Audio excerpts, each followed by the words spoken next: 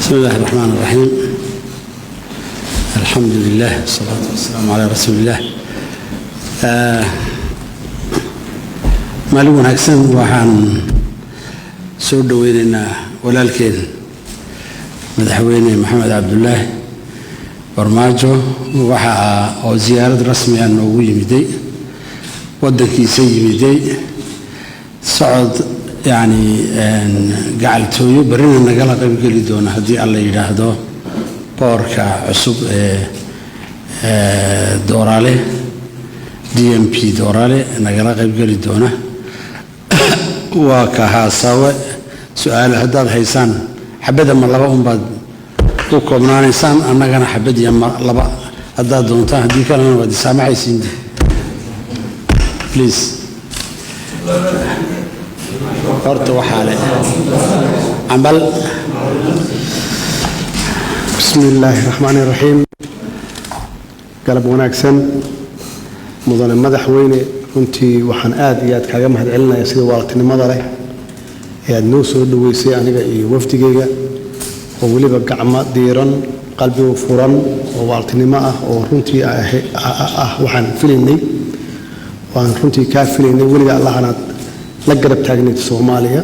dadka waalahaaga ah waad ku mahadsan tahay waxaan kaloo rabaa inaan kaaga mahadceliyo ciidamada reer Jabuuti hiil walaal aan u bixinay oo runtii u dhimanaya Soomaaliya sidii ay xasilooni iyo nabadgelyo u keen lahayd ilaahay waxaan uga rajaynayaa iyagana waxaan uga rajaynayaa inay guul ka soo hooyaan waana ka soo hooyeen ummadda Soomaaliyeedna way ku qanacsan tahay reer Jabuuti waxaan leeyahay waa mahadsantihiin walaalayaal soo dhaweynta diiran waan ka mahadcelinayaa aad iyo aad baan ugu faraxsanahay inaan maado gurigeyga labaad oo mahadsantahay madaxweyne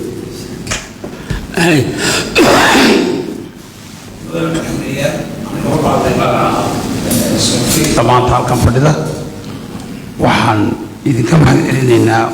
shirkan jaraa'id ee aad noo ogolaateen aan iskugu nimidnay mudane madaxweynaha jamhuuriyadda Jabuuti ayaan su-aasha horeysa weydiin waxaana weeye mudane madaxweyne waxaad soo dhaweysay madaxweynaha jamhuuriyadda federaalka ee Soomaaliya bal waxaad noo sheegtaa arrimaha u waaweyn ee maanta aad ka wada hadasheen arrimaha maanta cusub ee waaweyn aad ka wada hadasheen ku ahaato foolka foolkii aad yeelateen iyo shirkii loo dhannaa rajaduna kolba meel bay taagan tahay maanta halkee bay taagan tahay rajada Soomaaliya aad ku qabto aad u garahaan sida aan hore ugu sheegay waxa weeyaan ziyaaro walaalnimo formigii xiriirka duwaliga ah xurmaynaysa laakiin gunteedu asalkeedu uu yahay gacaltooyo iyo walaalnimo iyo wada shaqayn uu yahay waxa aan ka wada hadlayna waxa weeyaan xiriirka labada dawladood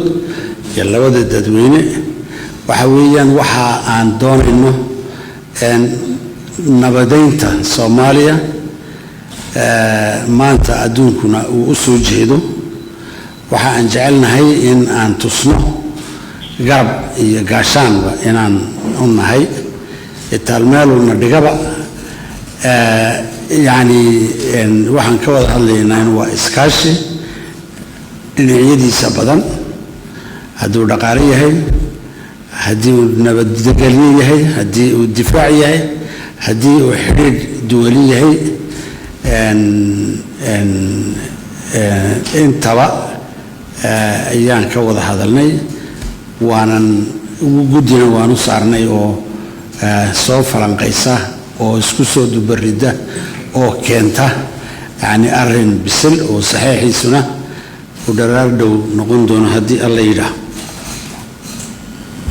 kuguma filna intaas